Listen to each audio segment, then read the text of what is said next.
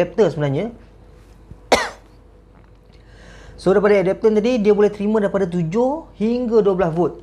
Okey, sebab apa 7 hingga 12? Sebab dekat board ni sendiri dia ada regulator dia sendiri. So dia akan keluarkan untuk keseluruhan litar ataupun untuk microchip tu bekerja, beroperasi, dia memerlukan 5 volt saja. Tapi kalau kita masukkan power adapter antara 7 hingga 12, dia ada voltage regulator yang akan tetapkan nilai voltan dia walaupun masukkan dia 7 ke 9 ke 12 ke. Voltage regulator ni komponen yang dekat apa ni? Okey, komponen yang dekat ni, voltage regulator ni yang menetapkan voltan keluaran dia adalah 5 volt sebenarnya. Alright. So ini kita namakan dia sebagai voltage regulator. Alright. So saya padam dulu Okey, so kita pergi seterusnya recommended voltage tadi. Kalau kita menggunakan power adapter, kalau kita gunakan USB, dia boleh dapat 5 volt direct. Tapi kalau dia punya bekalan kuasa dia daripada adapter, dia ada voltage regulator dia sendirilah. So dia punya current ataupun arus pada setiap input ataupun output adalah 40 mA. So itu adalah pada pin-pin input dan juga output. Okay, kita kena tahu setiap Arduino dia ada GPIO.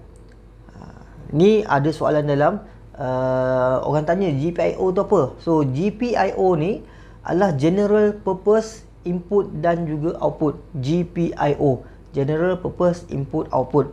So sebenarnya dia untuk kegunaan umum, sama ada nak boleh jadi input ataupun output. Itu adalah IO tadi lah. IO tu mewakili kepada input dan juga output. Dan GP tadi adalah general purpose. Okey, maknanya untuk kegunaan umum. Okey, so dekat situ current yang dia boleh keluarkan adalah 40 mA saja yang dia support. Lebih pada tu dia boleh merosakkan kita punya board sebenarnya. Alright, so DC current on 3.3 volt punya pin adalah 50 mA. Okay, so 3.3 volt ni dia ada dekat sini sebenarnya. Okay, kalau kita tengok, saya dekat tadi, dia ada voltage regulator. Okay, ini adalah power supply dia. Kalau kita tengok, so dia ada 3.3 volt, dia ada 5 volt. Okay, kelebihan Arduino ni, dia ada dua regulator, satu yang mengeluarkan 5 volt dan satu lagi pin yang mengeluarkan 3.3 volt. Okey, so itu adalah dia punya bekalan kuasa untuk nak sambung dekat litar lain. Okey, kalau kita nak sambung dekat sensor ke, so dia ada bekalan kuasa sendiri. Kita boleh gunakan bekalan kuasa dekat sini, tetapi kena ingat dia punya maksimum current dia adalah 50 mA pada 3.3 volt. Pada IO adalah 40 mA. Okey, seterusnya. Okey, saya clearkan dulu. Okey, itu dari segi dia punya operating voltage, recommended input voltage dan juga current pada pin dan juga current pada 3.3 volt punya pin. Okey, so operating voltage ni berbeza dengan recommended input voltage. Jangan confuse pula. Okey, so operating voltage keseluruhan untuk microchip tu bekerja dia memerlukan 5 volt. Okay, tapi input kita boleh daripada 7 hingga 12. Sebab apa? Boleh 7 hingga 12, kata tadi 5 volt saja. Okay, sebab Uno sendiri dia ada dia punya regulator. Dia boleh keluarkan boleh semula 5 volt untuk kegunaan microchip punya litar.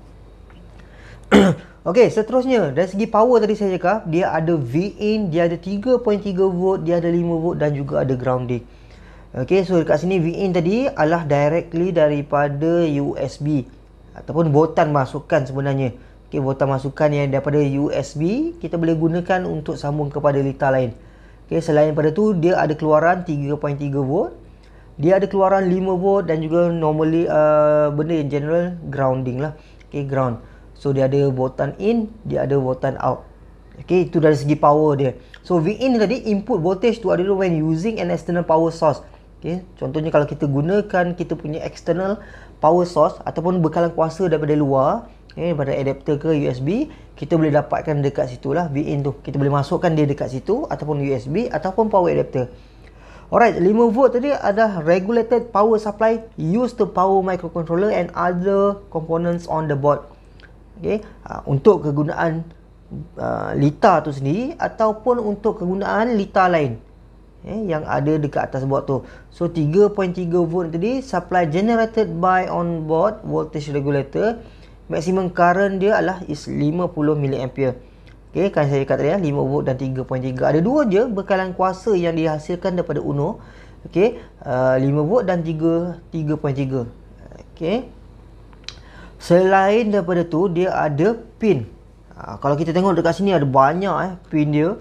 So untuk analog punya pin dia ada A0 hingga A5. Ni A0 hingga A5. A0 hingga A5. Okey, apa A0 tu? A0 tu adalah analog punya input. Okey, analog punya input yang mana used to provide analog input in the range of 0 to 5 volt. So analog pin ni sebenarnya dia menerima isyarat analog. Analog ni adalah isyarat daripada 0 volt hingga 5 volt. Okey, dia menerima bekalan voltan daripada 0 hingga 5. So kat mana kita gunakan sebenarnya ada beberapa sensor yang mengeluarkan output dia jenis variable ataupun dalam bentuk nilai voltan yang berbeza. Okay. So dekat situ contohlah saya bagi contoh satu contoh sensor yang menggunakan input analog ni adalah distant punya sensor. Okay, ataupun ultrasonic sensor yang mengukur jarak. Contohnya lah sensor tu dia punya maksimum dia boleh detect adalah 1 meter. Okay, 1 meter. Dan 1 meter tu adalah dia punya voltan keluaran dia adalah 5 volt. Keluaran daripada sensor tu dihantar kepada pin A0 tu ataupun pin analog tadi adalah 5 volt untuk 1 meter. So kalau untuk setengah meter dia akan keluarkan dia punya nilai voltan dia adalah 2.5 volt.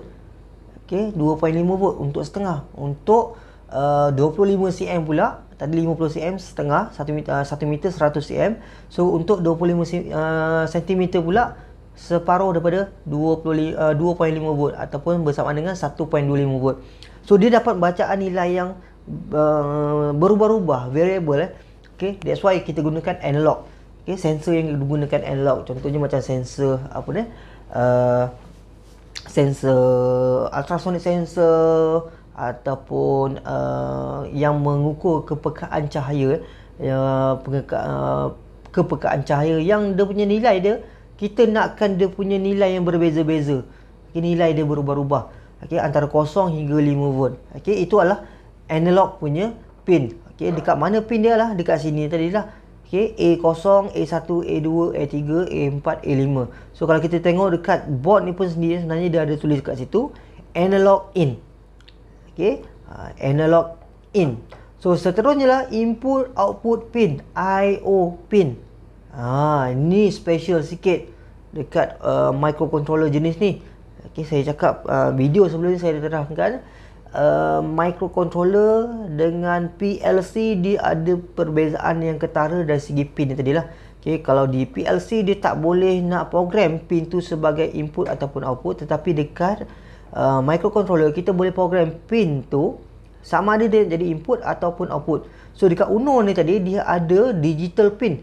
Okay, dia ada tulis kat sini digital. So digital ni daripada atas ni sampai bawah ni, ini semua adalah pin digital. Pin digital ni dia boleh menjadi input ataupun menjadi output bergantung kepada kita punya programming. Can be used as input or output. Okay, so kita yang tentukan pin digital ni kita nak jadikan dia sebagai input ataupun kita nak jadikan dia sebagai output. Okay, itu input output. Tu yang kita panggil GPIO tu. Okay, so seterusnya ada serial pin 0 dan juga pin 1, RX ataupun TX biasanya digunakan untuk receive and transmit. RX is receive and TX is transmit. TTL serial data. Okay, TTL serial data, so dia berada pada pin 0 dan juga 1 ni lah. Dia ada tulis kat situ TX dan juga RX. Okay, biasanya pin ni kalau kita nak sambung dengan GSM module, kita nak sambungkan dengan Wi-Fi punya modul. Ada beberapa modul yang kita boleh sambung lah, yang memerlukan transmit and receive punya data. Okay. Itu adalah serial punya pin ataupun RX, DX.